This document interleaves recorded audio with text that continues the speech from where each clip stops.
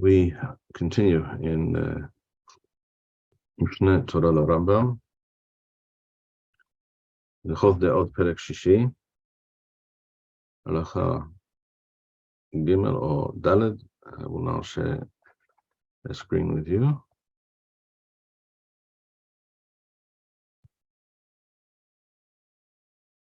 Here it's Halacha Daled, in this edition on the screen.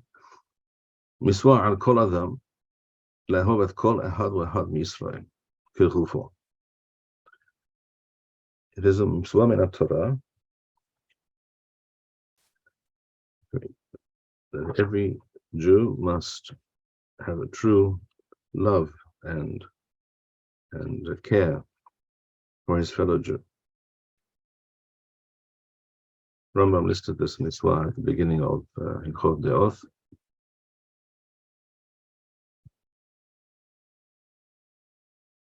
Mitzvah Dalet, there Rambam writes, Mitzvah Gimel, Lehov et Re'im.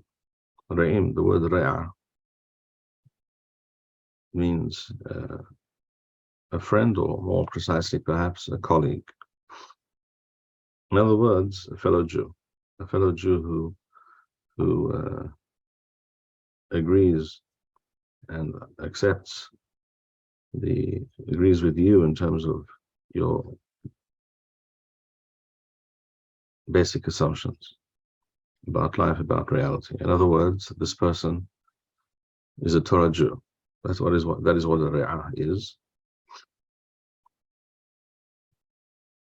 As we see in many halachot, that the word Re'acha, as it appears in the Torah frequently, refers to a Jew who accepts the Torah and lives according to the mitzvot of the Torah. This is explicit in Chazal in many places, where they say Re'ah Torah of mitzvot, similar statements. So Rambam says again, mitzvah al kol adam lehov et kol ehad v'ehad miYisrael kirufo, shene'emar v'ahavta l're'acha kamocha.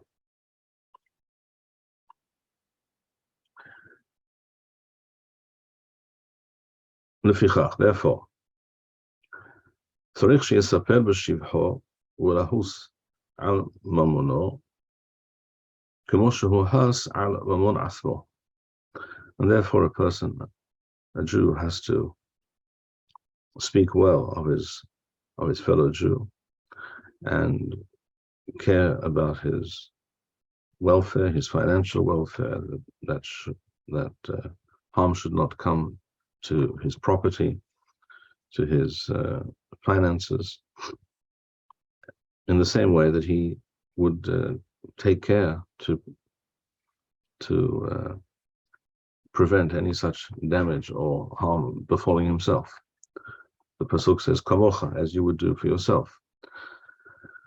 Just as a person cares about themselves and their honor, their standing, their property, in the same way, every Jew should be concerned about every other Jew's property, life, standing, respect, etc., his good name. A person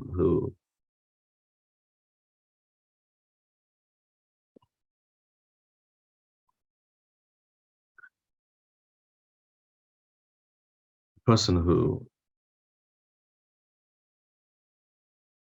speaks or takes some action designed to imply that I am wonderful, I am good, but this other person over there, he is not to be taken seriously. He's really something else, someone not to be taken seriously, someone to ridicule.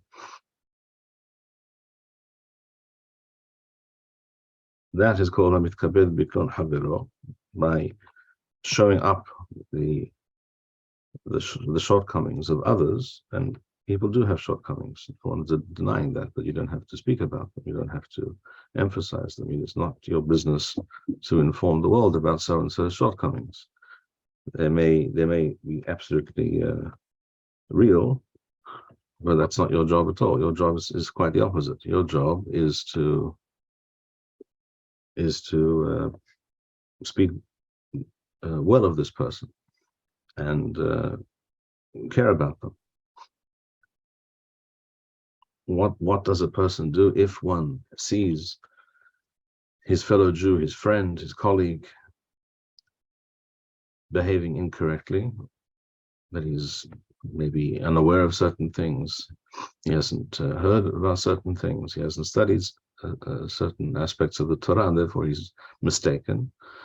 That we will see presently. There's a specific mitzvah, what to do in such a situation, how to address that situation. But it is not to be addressed by making light of another person in the eyes of others.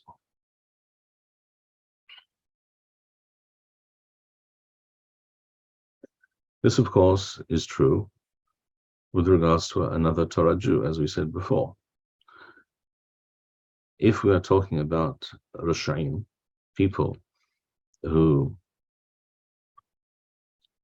philosophy, whose ideology, whose behavior is antithetical to Torah, and they are not at all squeamish about making their positions, their views, their ideas known, it is not only mutar to speak ill of such people, it is a mitzvah to do so, in order to teach people, to point out, to make clear that is wrong, that is not correct, that is not according to the Torah, that is opposed to the Torah. This is the opposite of Hashem's will. This is the opposite of what a Jew should be doing.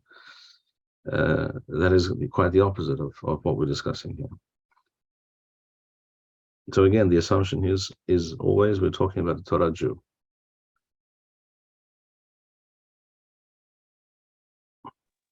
Rabbi? Yes. Does this mean that the laws of Lashon Hara would only apply to fellow Torah-observing Jews? Yes, that is exactly what it implies. This is nothing new. This is discussed a bit later by Rambam. It's also discussed at length by Rabbi David Bar-Hayim in his works on Lashon Hara. Again, if there's no purpose, if there's no to'ileth, there's no gain to be had by speaking of ill of someone, if it's not for the purpose of teaching people what they should not do, what they should not think, what they should not believe, how they should not act. If it's for that purpose, as we said, it's necessary and it's desirable. But if it is for the purpose of just being unpleasant or being critical just for the sake of being critical, and again, often it has to do with the fact that a person perhaps feels better about themselves if they can criticize, if they can find fault with others. Well, that's not a worthwhile pursuit at all. All right, so Rambam continues. This is now halacha daled or halacha hey. We spoke before about kol echad v'echad miYisrael. This refers to a person who was born a Jew, miYisrael, from the Jewish people. Now Rambam says, ahavat hager, the love and the care vis-a-vis ger sheba v'nichnas tahat kanfei hashechina. We're talking here about a ger tzedek, a person who was born a non-Jew, who chose consciously and deliberately to, as Rambam says here, v'nichnas tahat kanfei hashechina. That is why we have special regard for such a person. If a person was mitgayer, converted for reasons of convenience to receive a certain document or a certain legal status, or what have you, that is not a ger tzedek, because this person had no intention of being nichnas tachat kanfer shechina. And normally such a person will not, you will not find that such a person really lives according to the Torah afterwards. This is generally the rule.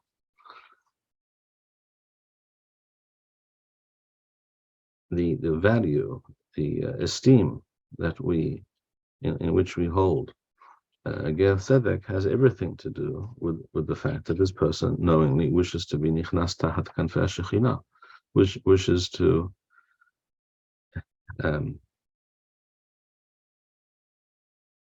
place himself under Hashem's wing, quite literally, and to join himself to the Jewish people for the right reason, and then follows the Torah and the mitzvot. Such a person, Rambam says, shte mitzvot aseh. There are two mitzvot aseh with regards to loving and caring for such a person.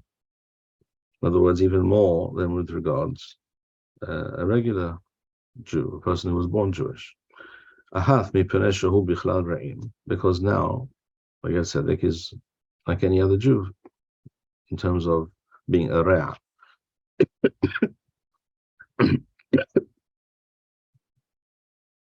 Excuse me. A re'ah, as we said, is a colleague, a fellow Jew, a person, a colleague in Torah. He's a member of the club, so he's like any other Jew now. Wahaf, and another reason is mipnei shehu ger, because the Torah specifically speaks about loving and caring for the ger tzedek. Wahaf Torah amira, wahaf temet hager. Torah stresses that you must have this positive disposition and attitude towards a ger tzedek. Siwa al ahavat hager kemo siwa al ahavat shemo. And the Torah uses similar language, speaking about loving a ger and loving Hashem. Shneimar wa'ahavta et Adonai Elohecha, as we say in Kriyat Shema. HaKodesh Baruch Hu asmo ohev gerim.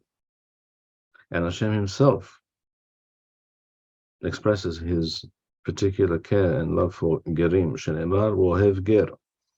The Torah describes Hashem as being ohev ger. And we are, of course, as we have learned, we are commanded to follow in Hashem's footsteps to the extent that we are able. We are required to learn from Hashem's ways.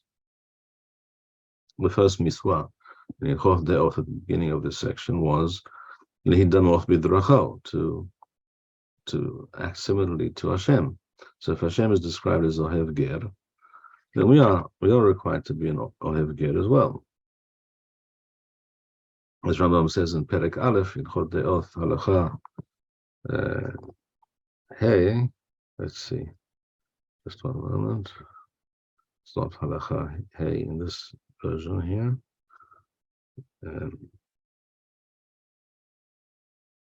Halacha Yud Aleph, here in Perek Yud Aleph, Hilchot Deot, Halacha Yud Aleph.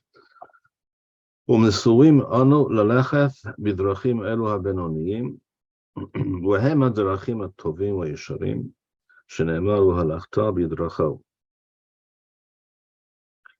כך למדו בפירוש מצווה זו. So we were taught, it was explained by the Chachamim as follows. How do we walk in Hashem's ways? Mahu nikra hanun. Afatah hanun, as He is compassionate, so should you be. Mahu nikra rahum, afatah rahum. Mahu nikra kadosh, atah kadosh.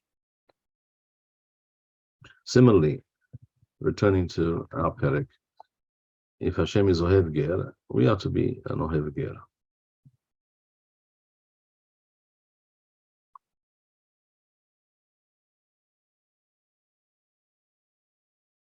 Now the opposite is also true.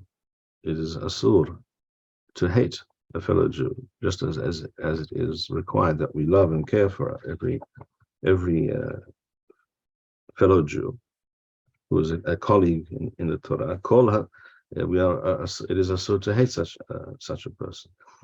Rambam therefore says now in halacha hey or halacha wow, Kol hasone ehad miYisrael belibo, a person who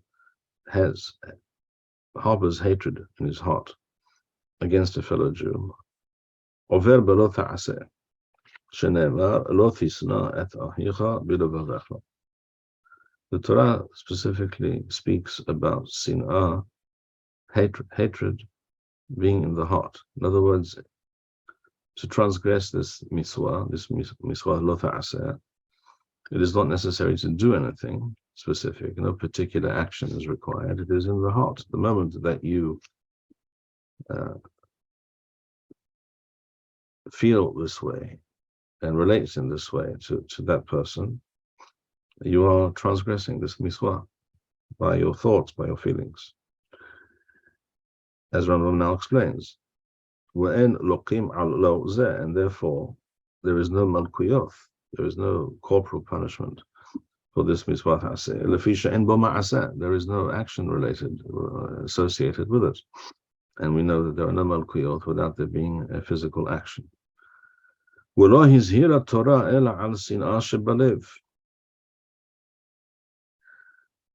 what happens not infrequently if a person hates another person? They may in fact translate this into action. For example, they may hit them, they may attack them physically, strike them.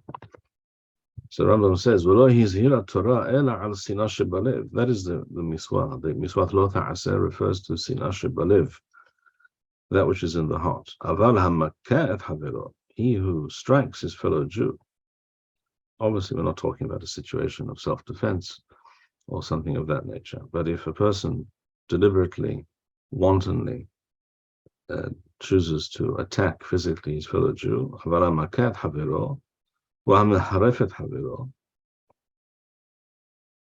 or he who curses a fellow Jew,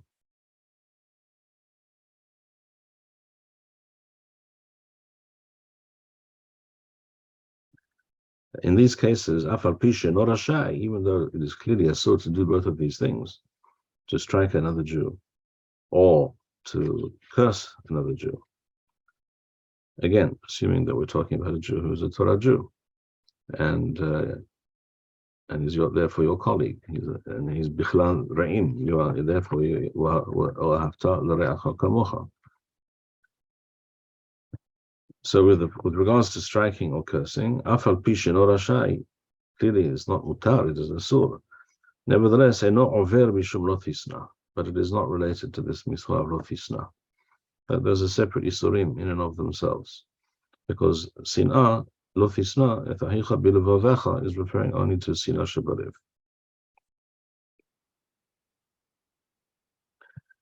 These isurim are mentioned elsewhere. For example, Hilchot Hovel Umazik. Let's look that up in a moment, quickly.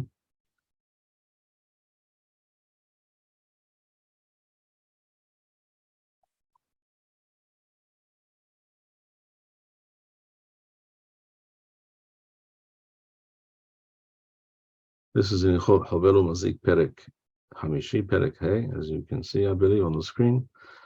Rambam says that at the beginning of this perek, this is in Sefer Nezikim, Asula Adam Lahbol, to injure physically, Ben Ba'asmo, Ben Ba'havero.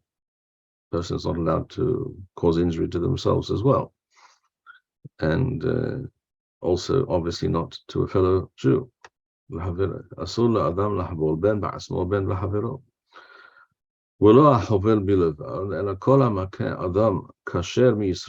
person who strikes, and Rambam stresses, Adam kasher mi Yisrael, a person who is a Yudi kasher, as we discussed throughout this shiur, ben Khatan, ben Gadol, whether he is a child or an adult, ben Isha, ben Ish, ben Isha, man or woman, derech nisayon, by way of fighting, in other words, we're not talking, as for example, a situation where a teacher may use corporal punishment against a child in school.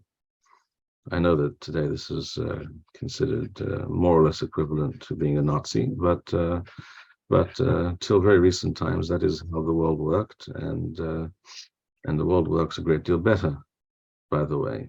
I remember seeing in a British newspaper, I have it on my computer somewhere, I could look it up. I saved it. Some years ago, I saw this. They did a survey of British teachers from people who had taught before corporal punishment was banned in schools, which I believe was at some point in the 1980s, and who were continued teaching afterwards. And the overwhelming opinion was that you could not compare the education system during those two periods. It was simply a different world, and teachers really could do nothing. And to actually teach people who want to learn, and there are such people who want to learn, who want to study, and they should not be harmed by those who wish to do something else, etc., etc. So I'm just mentioning this in passing, and that's what Rambam means when he says derech nisayon. Nisayon means by way of hatred and conflict. If a person is angry with someone or they're having an argument and he strikes him, so this is what we're discussing here. We're not discussing striking another person for where there is a valid reason. Obviously, it doesn't apply to a beth din that is administering malkuyot to a person who is deserving of such a thing. Also, that's what Rambam means to say. So, kol hamakeh adam kasher miYisrael, ben ish ben isha, ben chatan ben gadol, ben ish ben isha, derech nisayon, harei ze over belo ta'aseh. He is transgressing the mitzvah lo ta'aseh shene'emar lo yosif lahakotho. That pasuk is mentioned in the Torah, specifically in the context of malkuyot, where it says, and from here we learn there is an isur, because even in the case of a person who was judged by a beth din and found guilty and is now to be punished according to the Torah by way of malkuyot, he can only be struck according to what the beth din determines. But if the person strikes him anything beyond that, then that is asur. Kal v'homer, if we're not talking about a person who's hayav malkuyot, how much more so is it obvious that it is asur to strike another person? Im hizhirat Torah, as Rambam says now, im hizhirat Torah shelo lohosif b'haka'at ha'choteh kal v'homer l'makeh et hasadik. He who was sinful and therefore is being punished, and the Torah nevertheless told you, lo yosif la'akotho, you cannot go beyond that which was determined by the Medin is to be administered in this case. Kal v'homer, obviously this is the case, and more so with regards to a person who is not considered to be a rasha. A person is only given malkuyot if they have been adjudicated to be a rasha. A rasha is a person who deliberately transgresses a mitzvah lo ta'aseh of the Torah. That is the halachic definition of a rasha, not the ideological definition, but because that is a different question, which we can discuss. But the halachic definition of a rasha, the moment that a person is over mitzvah lo ta'aseh deliberately of the Torah, that person is called referred to as a rasha. The pasuk there speaks again in that context in Sefer Devarim.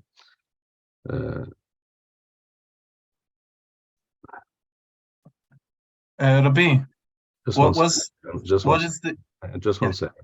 The pasuk in pasuk Gimel here in Devarim Cafe, it says Arba'im yakenu lo yosif.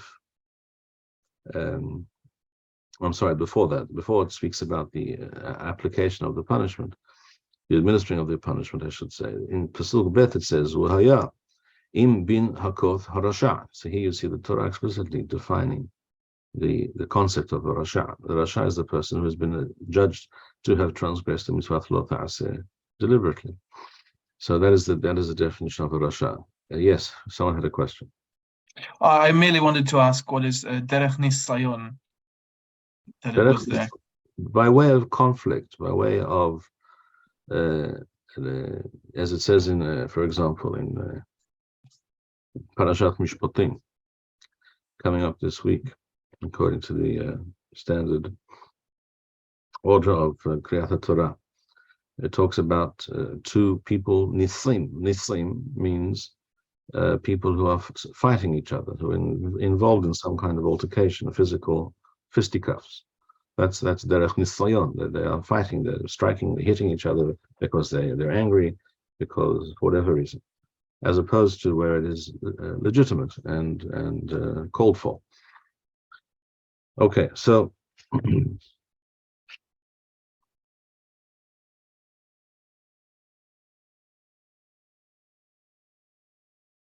returning now to, so we said here that in Hilchot Hobelu Mazik, Rambam discusses,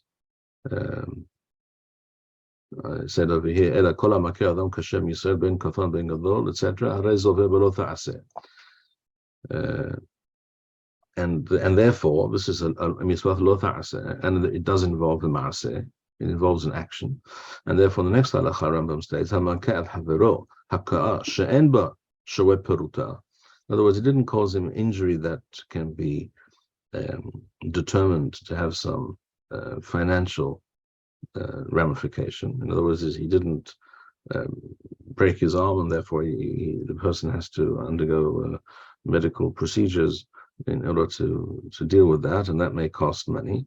If that's not the case, he himself is chayav malkuyot. In other words, the rule is that if there are tashlumim, payment, if there is financial payment involved in a certain isur, a certain avera, and the person is required to pay it, then the person is not hayav malkuyot. But if there is no such payment, there is no tashlumim, then he is. All right, that was one source we wanted to discuss. Another source is in Hilchot Sanhedrin.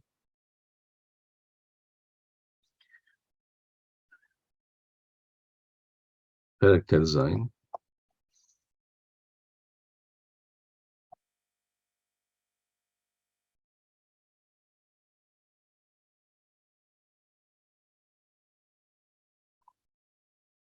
Here Rambam simply mentions that Rambam is speaking here about the Beth Din administering Malkuyot to those who are found guilty and are deserving of such.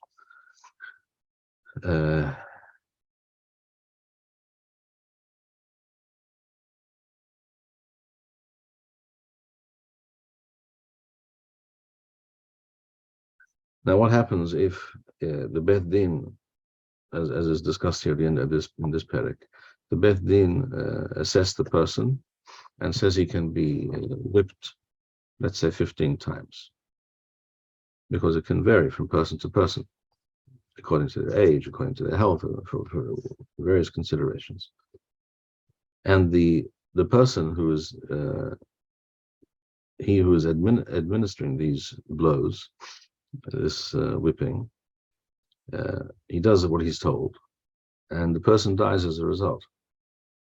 It's not something that would normally happen, but theoretically it could happen. So Rambam says here, Meth tahat yodo, if this person who was to be struck 15 times was indeed, but he died as a result, patur, the person who was administering this punishment is patur, because he was acting birshut Beth Din, according to the instructions of the Beth Din, and it was not, obviously it was not his intention. But if he was told strike him 15 times and he struck him 16 times, and then the person died, hazan really golat, and then he's considered manslaughter. And in any case of manslaughter, he's gola. He has to go flee to a city of refuge. And if he didn't die, Wim lo meth, Rambam says here, but he did transgress what the Beth Din told him. He was to strike him 15 times, and he did so 16 times. Im lomev hare hazan avar al miswath lo ta'aseh. Then the hazan is the person involved is called the hazan. He is guilty of transgressing miswath lo ta'aseh. Shenema lo yosif, as we said before, the same pasuk that we mentioned before. And there is another place in Hilchot Sanhedrin in Perek Kaf Waw where Rambam mentions this. This is with regards to not striking, but cursing a fellow Jew. Because in the halakha that we just learned a short while ago, we saw that hamakat havero, in here in the Deot, we said that hamakat havero wa harefet havero, he who strikes a fellow Jew or curses a fellow Jew is guilty of transgressing a mitzvah, an isur of the Torah, but it's not the isur of lo tisna et achicha bilvavacha, because it's not sina shebalev, it's not something which is simply in the heart. What does Rambam write here in the Hilchot Sanhedrin? You can see, I believe, Sanhedrin Perek Kaf Waw. Kol hamekalel dayan midayanei Yisrael, a person, any Jew who curses dayan, a shofet, a judge. Again, we're talking about a dayan, a shofet, who is worthy and fitting to be such a person according to the Torah. And he was appointed according to the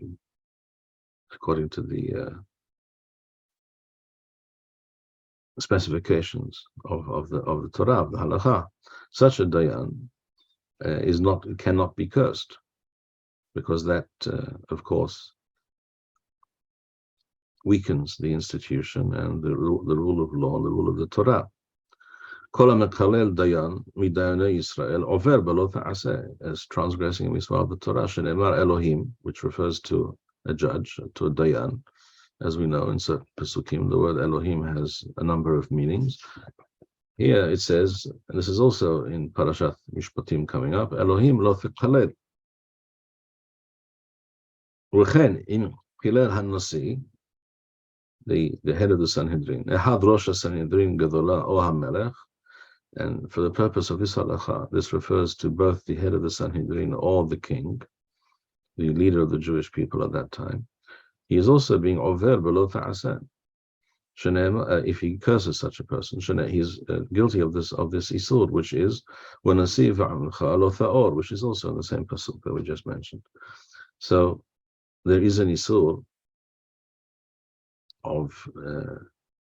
there is a clear isur min Torah not to curse such people, authority figures, any dayan, any judge, even more so the head of the Sanhedrin, the head of the Chachamim, and or the Melech, the head of the Jewish people. And Rambam continues and says here in Halacha Beth, this is again in Hilchot Sanhedrin Perek Kaf Waw, Halacha Beth, V'lo dayan v'nasi bilavad. Not only these is it asur to curse, ela kol hamekalel ehad miYisrael. Any person who curses a fellow Jew, again we're talking about a fellow kosher Jew. Lokeh, he's for doing that, that's considered an action. Speech is an action. He is guilty of transgressing the isur of lot tekalel heresh, which speaks about cursing the deaf. And Rambam explains, V'lama ne'amar heresh, why is the person being cursed referred to as a heresh, as being deaf? She'afilu zeh she'eno shomea. A person who is deaf cannot hear you cursing, and therefore he cannot be upset by the fact that you're cursing him. Nevertheless, the Torah says explicitly not to do so, and if you do so,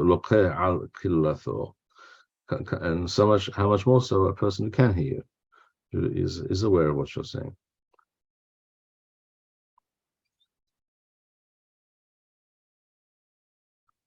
All right, so those are the other sources that we wish to mention in this context. And now we return to Hilchot Deot.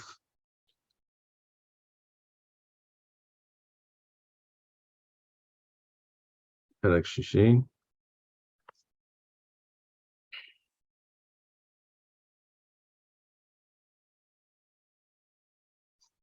Halacha zayin, or well, kesheyahata ish leish. If a person was harmed or insulted, or considers himself to have been dealt with incorrectly by another person, it could be on in many areas, on many levels. So one Jew has a problem now with another Jew. So what do you do? Lo istamanu v'yishtok. He should not simply bear this grudge and this carry this complaint and this feeling in his heart and remain silent. As it states with regards to evildoers, so Avshalom and Amnon were angry with each other for various reasons. So one hated the other, and therefore he did not speak to him. So we see this is what Rishaim do. If you have a problem with someone, you don't speak to him. That is not proper behavior. Why did Avshalom and Amnon hate each other? Because, as we know from Sefer, from the Tanakh, Amnon anas et Tamar. Amnon raped Tamar, the sister of Avshalom, and Avshalom did not knew about this, but did not say anything. And but he did from that moment on. He did hate Amnon. So this is not correct. One should not be listom, which you can see the connection between sikma and perhaps also sathum. In other words, the hatred is shut up in the heart and doesn't come to any expression. It's not expressed in any way.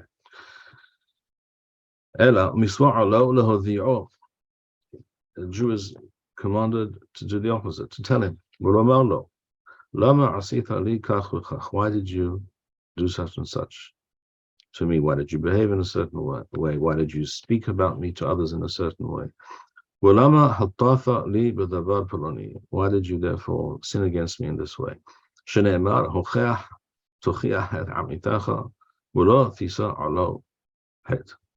the Torah says explicitly, if a Jew does something to you, you are to speak up and not just bear this grudge.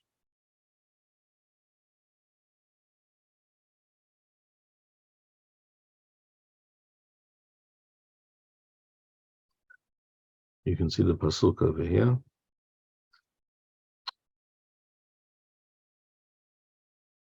You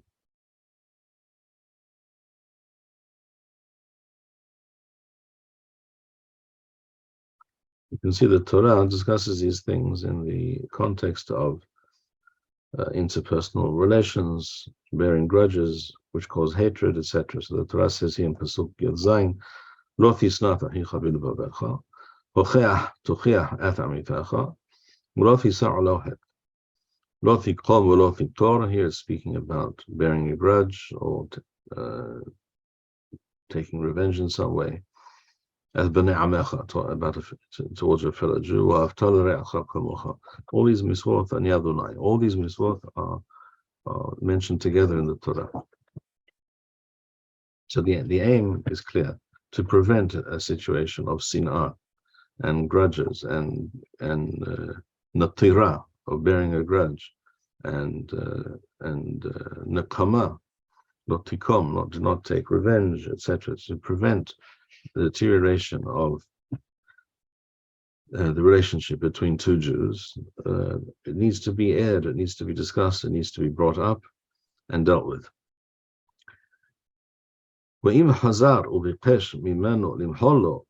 Now, if having spoken up and told this person that I do not accept what you said or did as being acceptable or correct or justifiable, and I'm informing you of this fact, and the person understands that they were mistaken, and asks for forgiveness, you have to forgive him, because it is very human and very it's only not human to err in such ways.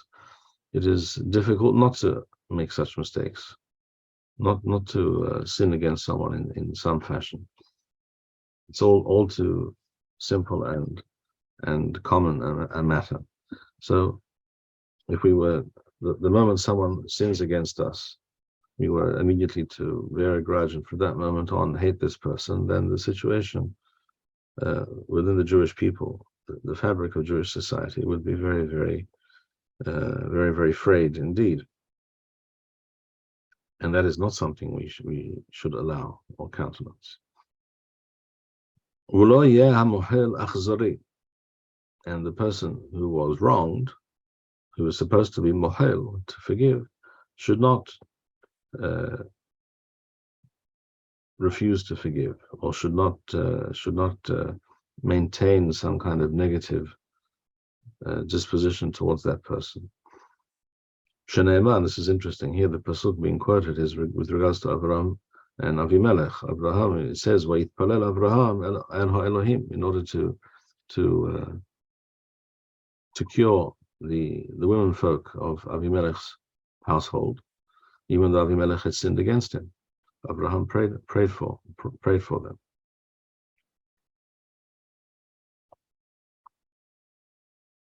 Rambam continues. This is in Halacha Heth or Zayin. Hara'eh havero she'hata, or shehu holech b'derech lo tova. One Jew sees another Jew, as we said before. We mentioned we were going to address this question. One Jew sees another Jew sinning, in other words, transgressing an explicit isur in the Torah. Or shehu holech b'derech lo tova, or he didn't see a specific avera, but he sees this person is treading a path which is not conducive to being a good Jew, to following and living according to the Torah. So what does one do? Should one do anything? Should one say, well, it's not my business, and everyone can do as they please? That's a terribly liberal, and some might use other adjectives such as democratic or what have you, but that's not a Torah approach. The Torah's approach is miswa lahaziro lemutav. Yes, you do have a responsibility for your fellow Jew. This is a unique reality. The connection between one Jew and another is such that you have a responsibility towards that Jew, as to the point that you're able to do something. The reason other peoples may not understand this is because there really is no re'uth. There is the concept of re'acha is a Jewish concept. It does not really exist in non-Jewish thinking. Each man is in his each man is in his own world, and one is not responsible for the other. Individualism of this extreme type is a very non-Jewish concept. It doesn't mean that everyone has to be the same and think the same and be robotic, but that's not at all what the Torah is saying. But one Jew has a responsibility with regards to his fellow Jew, because we are all considered to be part of one body, one body politic, one faith community, one nation with traditions, with the Torah, with a purpose on this earth, and therefore every Jew has a special connection to every other Jew. Therefore, you cannot tell a non-Jew to live or to think in these terms with regards to his non-Jewish neighbor, because there the opposite is the case. In European thinking, each man is something, an island to himself, and what he does is his business. And why are you saying anything to me? What business is it of yours? And how does it? Why should you think that I care what you have to say? And why do you feel responsible for what I do? So these two sets of ideas are very distinct. The Jewish approach, the Torah approach to Jewish society and the connection between the individuals in that society, and their responsibility and the care they must feel for each other, and the love they must feel for each other. These are all related, and therefore, when you see a fellow Jew off the derech or doing something wrong, miswa lahaziro lemutav, it is a miswa min Torah to try and set him straight. And to inform him that he is in fact harming himself by his actions. As it says in the psukim that we just saw before, again, there can only be such a miswa for amith. The usual translation of amith is a colleague, but it doesn't mean a colleague in the professional sense in the Western world that you happen to work in the same office. But we're talking about a true identification of values and of purpose and aim in life and responsibility for one another and for the Jewish people as a whole. So therefore, when that exists, when that relationship exists, you have an amith. Then you cannot be apathetic about this other person. So there is such a miswa. Rambam continues. Or Zain, depending on the sefer, the edition. Now, when a person engages in this miswa of chastising, of rebuking, whether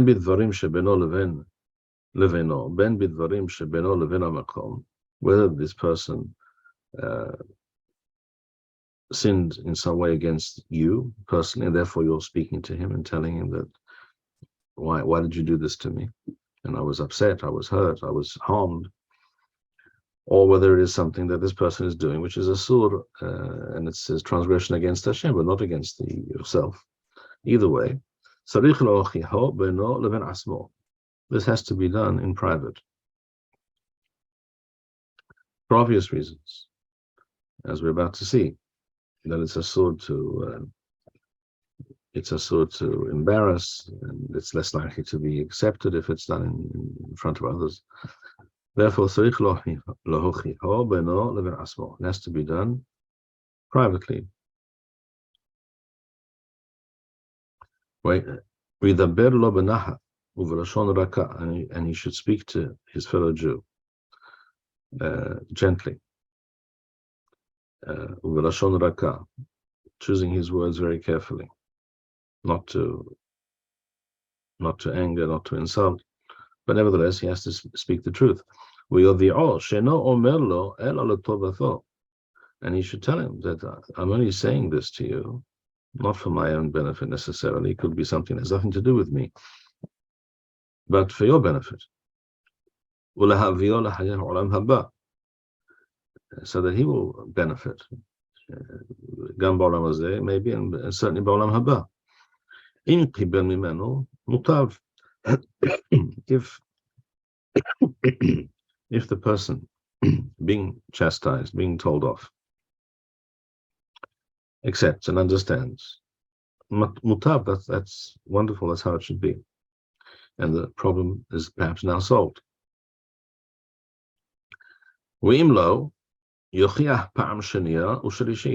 Now, if a person did so, and he sees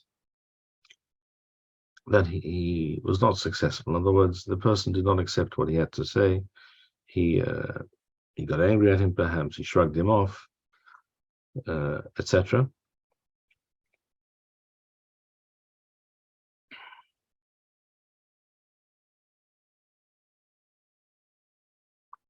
What should he do? He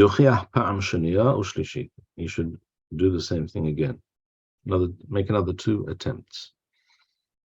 Because sometimes what doesn't work the first time may work the second, and if not the second, perhaps the third time.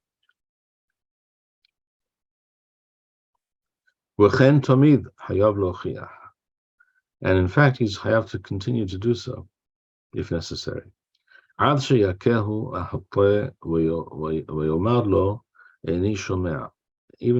until the person literally becomes violent or is on the very precipice of violence, and is clearly not listening and not hearing what you're saying.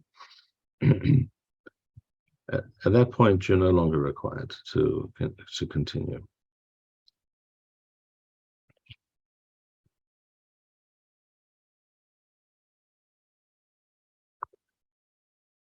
וכל שאפשר בידו למחוף או למחות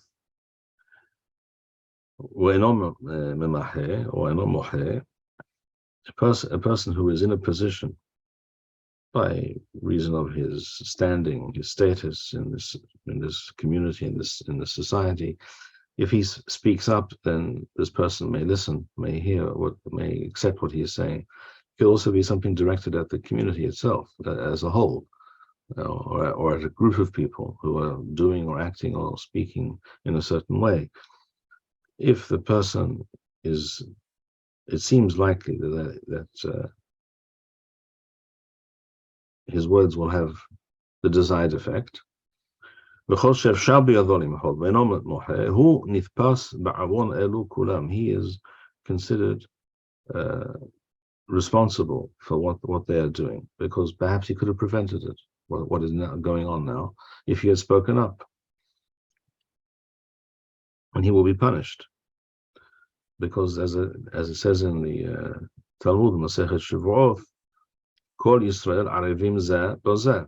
All of Yisrael have a responsibility for each other, and therefore, especially a person who has a certain standing, people are more likely to hear him out and to treat him with respect.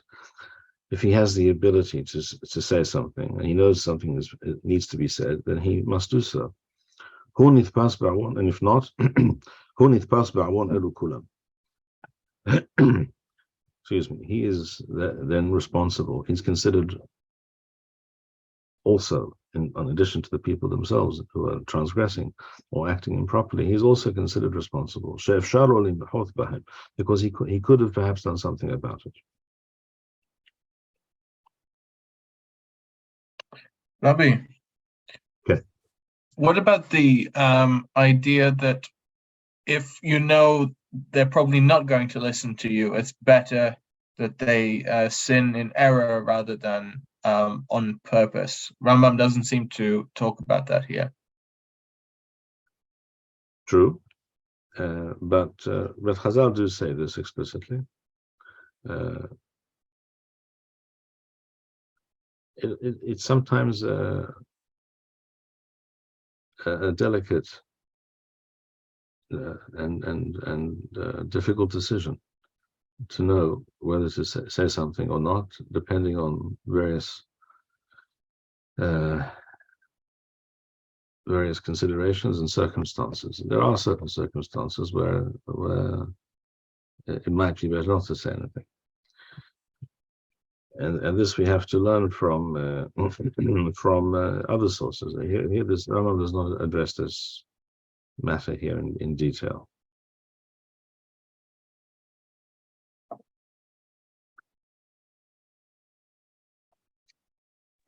I believe he discusses it in Hilchot Shvitat Asor, in the end of the first parak. Thank you. I think that you're correct. Let's have a look. Let's see exactly what Rambam says over there.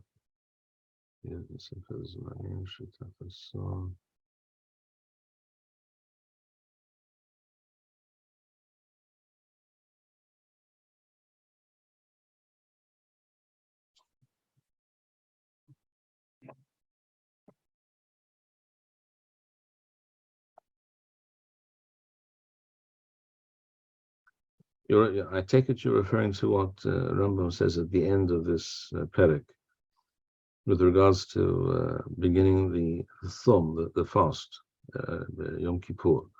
Nashim she'ochloth v'shothot ad shehashecha.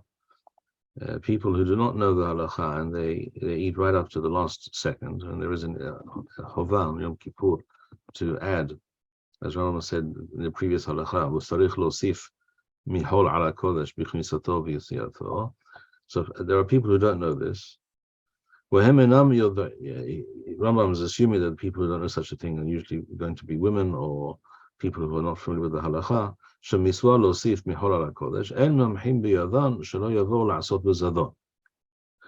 That's true. That is one example of such a, and it does in some way relate to Yohanan's question, but Rambam is discussing a very specific issue, and also there may be similar cases, but I was thinking more in terms of much more broad considerations and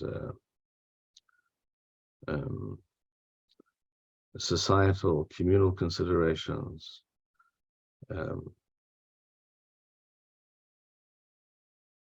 For example, if certain people espouse a certain idea, a certain ideology, or they support certain actions, it might in some situations be more, it may be advisable and more beneficial not to express disagreement or to rebuke them, not because they're right, but because you don't want this to even be discussed in public. You don't want to be part of the public, and you do not wish it to be in the public square. You do not want it to be part of the siyah habariyot, that which is discussed by people. So there are many things which are reprehensible and really should be called out. But sometimes it may be the case that by raising it or by relating to what some people are doing or saying, one is not really improving in the situation. One is not gaining anything. Perhaps one is playing into their hands by making it a hot topic for everyone to now weigh in on. That is what I was referring to. This is a very specific kind of situation. The Rambam discusses in Hilchot Shvitat Asor, and it's relevant to certain halachot, certainly. But I was thinking in terms of broader, less easily defined situations. It's not always the case that being mochiach in such a case, especially if it's barabim, is the right thing to do. It's not necessarily the correct choice. That's what I was thinking. That's another example of what I was thinking about. What Rambam says in Hilchot Shvitat Asor is very specific about a very particular halachic matter, and it's clear that this is what you have to do. You have to stop eating, not at the shkia, but sometime before the shkia. Shall we say 10 minutes before the shkia? Erev Yom Kippur. Is that clear? Yes, it's clear. Is it Minat Torah? Yes, it's Minat Torah. Does everybody know? Perhaps some people don't know. And is it possible if you say something, it will not help? In fact, then they'll be mezidim, they will be doing so deliberately and not from a lack of knowledge. In that kind of situation, Chazal say in certain, with regards to certain cases of this type, they say mutav sheyu shochachim u'lo yu mezidi. Better that people do certain things for lack of knowledge rather than be informed, and nevertheless they will do so. It's more serious.